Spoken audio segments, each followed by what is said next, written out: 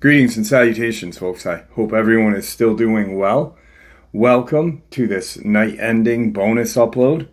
Before we jump on into it, just a couple quick links. As many of you know, I rely on Patreon, PayPal, channel membership, and the merch to help the channel to continue to grow and go. Links to Patreon, PayPal, and channel membership is in the description below. Merch displayed directly under the video. Also, Dogman, Frightening Encounters, Volume 1 through 3, the audiobook versions. They were written and researched to Tom Lyons, narrated and produced by me, Jeff Nadolny. Those audiobooks, well, they're available on Audible, Amazon, and iTunes, links to which are also in the description as well. And finally, last but definitely not least, if you'd really like to help support this channel to continue to grow and go, simply subscribe. It does not cost a cent. Click that like button, takes half a second. If you don't want to miss out on any of the informative uploads that I put out daily, click that bell icon. And folks, please leave a comment and share the video. Why? Well, because these things really do help the channel to continue to grow and go. They definitely do matter, and they are appreciated. With that, I have taken far too much of your time. Let's jump in to tonight's night-ending bonus upload, shall we? Hey Jeff, I hope you're feeling better. I also suffer from neuropathy due to extensive chemotherapy I had a few years back. Although I am in remission now, the damage was done. Anyway, enough about that. I have a story to tell you about an encounter that I heard my dad speak of many years ago. I was born in Chicago, but I was raised in South Texas in a small town in the Rio Grande Valley. I remember my dad telling this story, but I was not supposed to have heard it. The encounter happened in the mid-70s when my dad had gotten a job working for a local sugarcane, as it was known back then. There still is sugarcane planted down there, and the mill is still operational to this day. Anyway, when it was time to harvest the sugarcane, it would be a 24-hour operation. They had these huge combine-looking machines that were used. Once they became full, they would dump the cane into trucks, which my dad used to drive.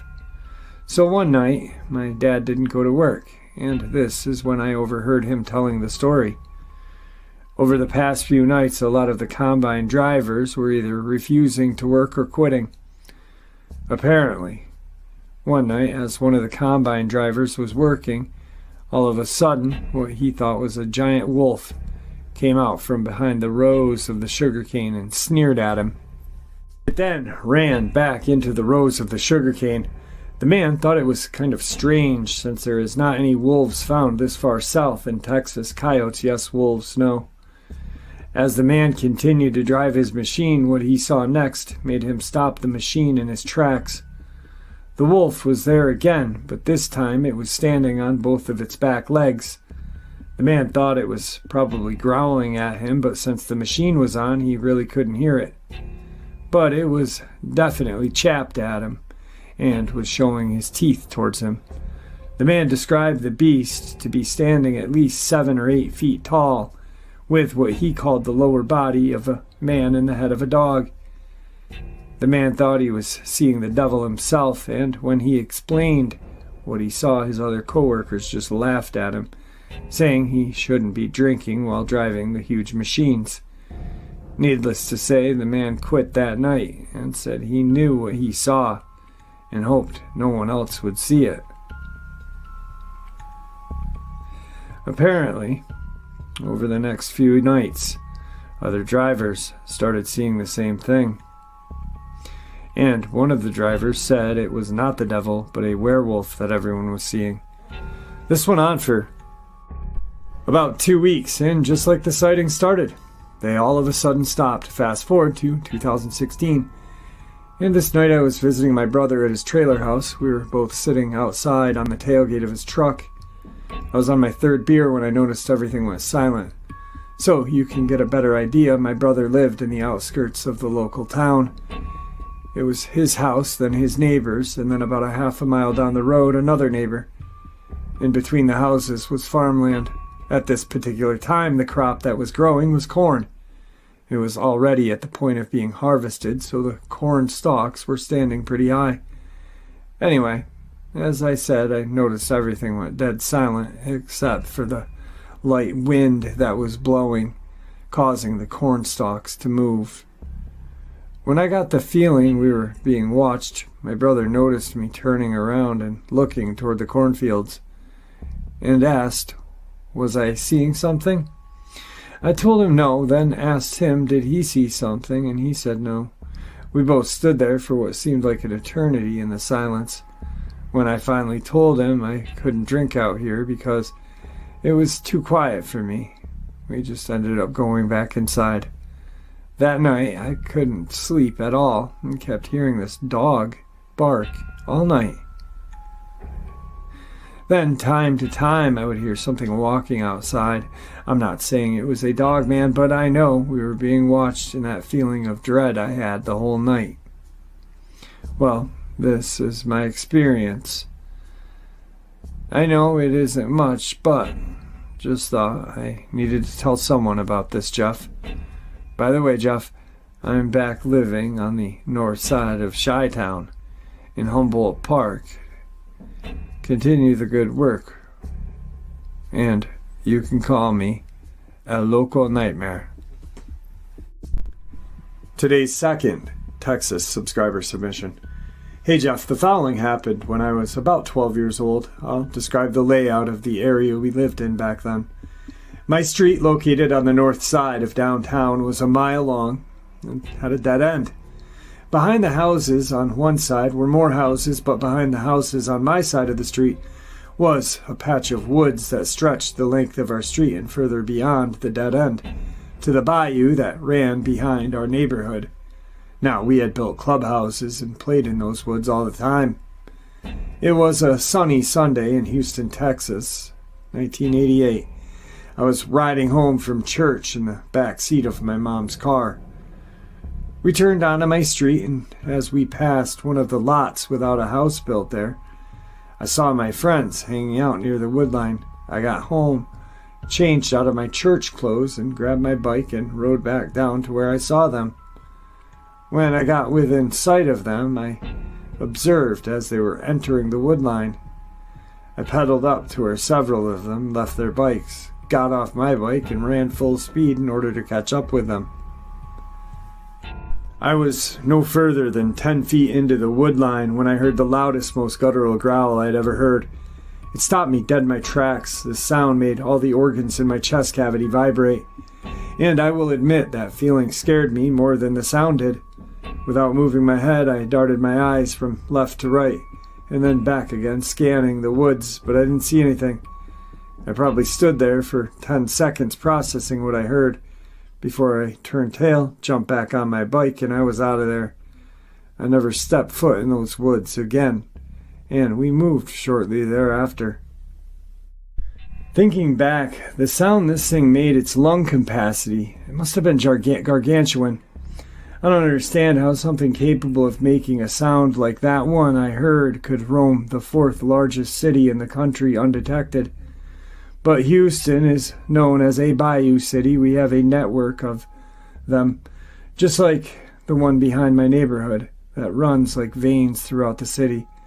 They could theoretically come and go as they please. That's not exactly a comforting thought. I thank my lucky stars all the time that I did not lay my eyes on it. Today's third subscriber submission from Texas. Hey Jeff, I hope this finds you well. I had just turned 16. My birthday is the first week of November, which is the deer season opener in Texas. I wanted to spend the weekend with my best friend, let's call her Vicky. Her aunt and uncle had come in from Ohio.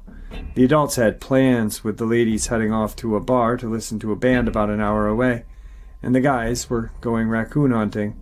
That's what they called driving the back roads and drinking a bit. Vicky's mom had invited me herself to help watch Vicky's brother.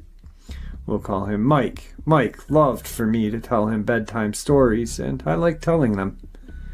Vicky's family lived in the woods. The nearest house was about 1.5 miles away. They had put the house in the middle of 200 acres, gorgeous central Texas thicket. When facing the house, the drive went to a carport to the right. Vicky's room was on the opposite of that wall, with a vegetable garden outside of Vicky's window. This is important later. My mom drops me off early that evening, just in time for the adults to head out on their adventures. I remember having tuna melts for dinner that night, because my mom had always told me you can't eat fish with cheese, and I was worried I was going to get sick. Vicky promised me I wasn't. I didn't. I still love them to this day. We watched a little sat TV, and then it was time for Mike's bedtime stories. After a tale of giants and heroes, he was off to dreamland. Vicky and I had been left a wine cooler each and went to her room with them to listen to music and whatever else we did back then. It wasn't late, maybe 10:30. Vicky had just gotten off the phone with her boyfriend. They got into an argument because she wouldn't let him come over that night, sipping on our wine coolers and complaining about boys when the lights went out. This wasn't uncommon out there and would usually come back on in a few seconds. Instead, her room filled with this bluish white light. I mean, it was brighter than the day. We had looked at each other, and Vicky said, "I bet it's Daddy and Uncle Phil trying to scare us," shining the spotlights in the window. Then it was morning, just like that. I awoke very confused, and I was wearing Vicky's PJs. She was still asleep, wearing mine. For a few minutes, I couldn't for the life of me figure this out. I woke Vicky up. She sat up and was groggy. After a time or two, she had asked why I was wearing her PJs, and I had no answer. After using the bathroom, we tried to put together what happened. We both remembered the events leading up to the lights and nothing. It was still pretty early. The sun was barely up. Mike was still asleep, and we had questions.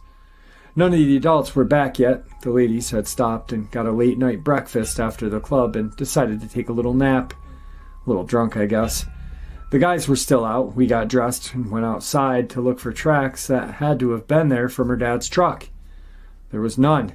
It had been raining earlier that week, and there would have been tracks in the soft earth. Not to mention, it would have rutted up the garden to get that close to be that bright. At that point, I think we both knew there was no light in a truck that could make that light. Plus, we had been in our jeans and t-shirts the last we remembered. Going back inside, Mike was up and ready for breakfast. I went back into the bedroom and found our wine cooler still half full. I called my mom and went home early. She wouldn't talk about it to this day. I forgot about it myself until about 15 years ago when I saw a nightlight that was kind of the same color as the light that filled that room that night. I still have no clear recollection of what happened. I ran into Mike several years back. They all moved to Ohio in the early 90s. He still remembers the giant stories. I asked him if he remembered anything odd going on when he lived out there. He said that odd things followed all of his family, no matter where they lived. Today's fourth Texas subscriber submission.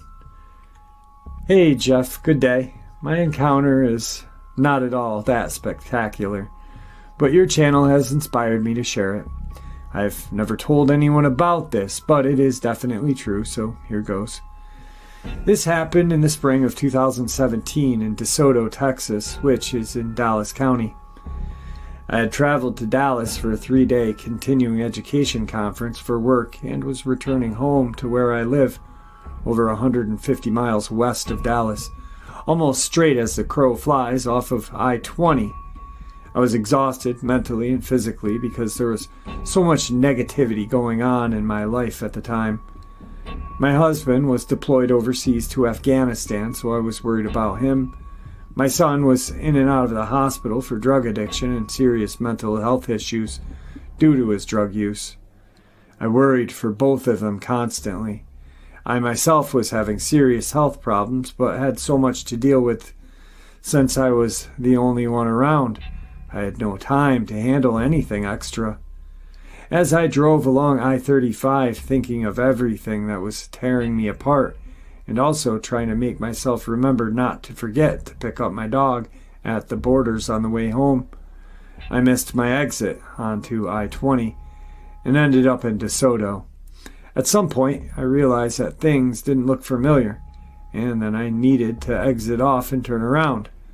I found a place to exit off, and it took me to the side of the road that was sort of secluded, but still had sparse population of homes alongside. In my confusion, I passed a bridge that I needed to cross to be able to turn around. That's just what I needed, was to be lost and get lost again. Ugh. I looked for a good place to turn around and saw a driveway up ahead. I pulled in. My light shone directly onto 3 metal garbage cans with lids sitting in a rack-type kind of receptacle a little off the ground. My eyes were still trying to adjust to the recent day-to-night lighting conditions, so I wasn't sure that what I saw was what I saw, so I looked again. For sure, I saw a dog standing bipedally. It was solid black, at least 6.5, maybe 7 feet tall. It had human-like arms, shoulders, chest, abs. Its ears were pointed high on its head, and it had a longer, slimmer muzzle. As most people say, it had a German Shepherd look. Its face had a little gray hair on the muzzle all the way around. Its mouth was closed. I couldn't see its lower half because it was behind the trash cans. I think it was shocked to see me as I was it. I backed up, turned around, and got back onto the right route home. I was so stressed with my life at that point that it did not bother me as profoundly as I thought it would. And I soon forgot about it because I had so many more problems than just accidentally seeing a Dogman. I just shrugged it off and kept going, almost feeling like I was losing my mind. In fact, things got worse for a bit after seeing it. Shortly after, I was in a car accident, and a few months later, my son passed away from a drug overdose. I almost feel as if seeing the Dogman was an omen of sorts. Had I been in my right mind at the time of seeing it, I'd have driven away and pulled over to a gas station to pray and ask God for a hedge of protection against the evil I had just witnessed. My apologies if this is boring or frivolous in any way. I just thought you may want to know about it. Take care and be blessed. If this makes it to the episode on your channel, please refer to me as Mrs. Long. Sincerely, Mrs. Long, proud Air Force wife, military spouse, the hardest job in the military. Wow, I'm kind of glad that I'm doing these subscriber submissions because it's refreshing my memory. I had completely forgotten about this encounter until I just read it. I explained to Mrs. Long one of my pet peeves, that no encounter, no matter what they feel like, is any larger, any smaller, any more or less important. We learn something from each and every encounter. I also, through this time of my channel, this is the second mom that actually lost a child, and it's incredibly hard. And one of the moms I really care and respect. I care and respect for everybody, but this channel has really, really introduced me to some of the most strongest, bravest people I have ever met in my life. So, alright, let's move on. Today's 5th Texas subscriber submission. Hey Jeff, first of all, I am a no BS kind of guy. Red-blooded American, worked my butt off for the state of Texas for 30 years, and now I'm happily retired. I have health issues, and this will play into why I was so up so early that morning. Look, I've heard of all kinds of stuff that go bump in the night, but you have to take it with a grain of salt and move on. What I saw that morning in 2019, July of, has changed me for life. For one, I try my best not to go outside anymore. I've put a lot of research into cryptids trying to understand what I saw and identified it. Okay, first a little bit more about me. I receive life-giving treatments at 5 in the morning. I have worked hard to get to where I am. I also love life and never thought that I would see a Bigfoot, Dogman, because I don't take my butt out into the woods. I live in the suburbs of Austin, Texas, in a city called Hutto. It's nice. Now for the encounter. That morning I left home a little before 4 in the morning. I drove a 2014 Mustang GT. Yeah, the type of car matters, you'll see in a bit. As I was driving on a dark farm road about 30 feet in front of me, from the left runs this thing the size of a baby horse. The GT has great LEDs, so what I saw well. It was some form of canine, but larger, long front arms with short muscular rear legs.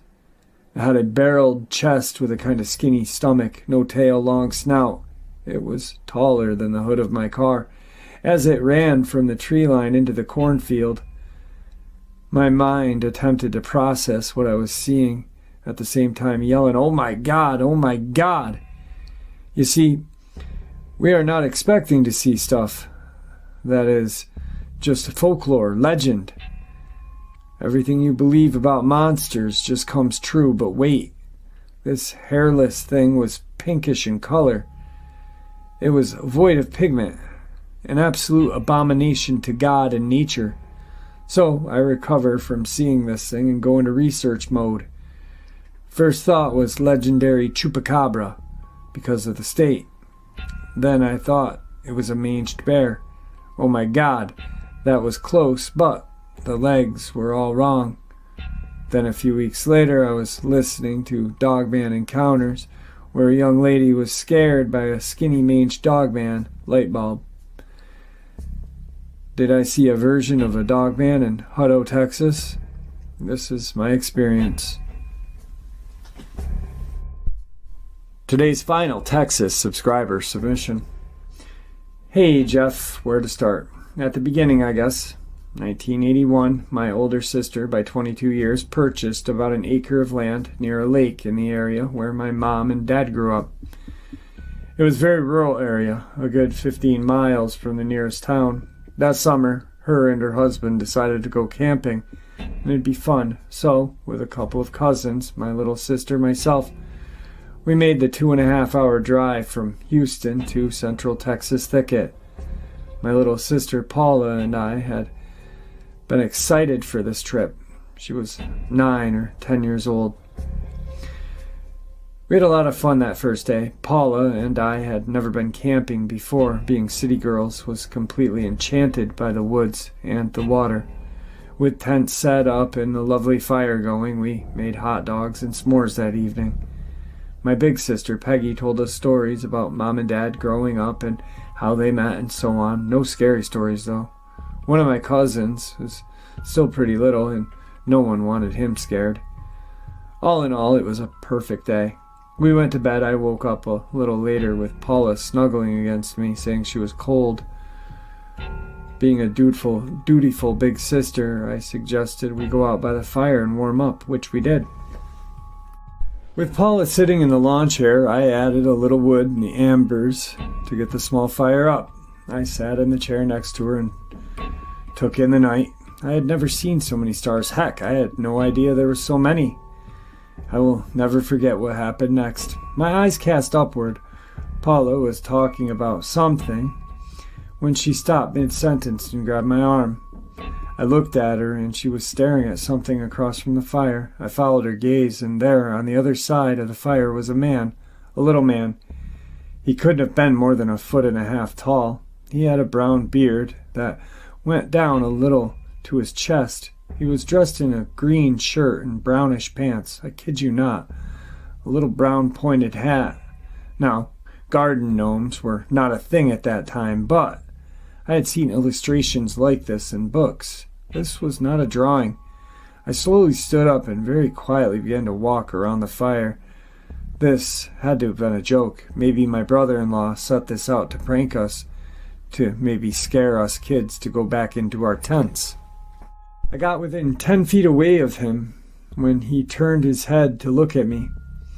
He then turned away and ran away so fast that all I could see was dead leaves and sand blowing up from like a speeding car just blew past us. In less than a blink of a second, he was gone. I stood there stunned. I walked back to Paula and took her hand, and we went back to the tent. The oddest thing was we were not scared by seeing him, but kind of felt dazed. We both fell asleep almost as soon as we got back into our sleeping bags.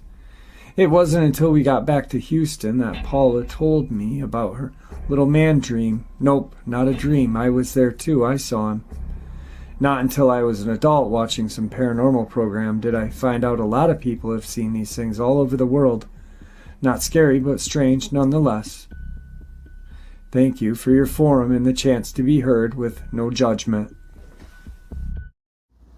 And there you have it, folks. I hope you all enjoyed this night ending bonus as much as I enjoyed sharing it with you. I'd really like to thank you all for supporting the channel.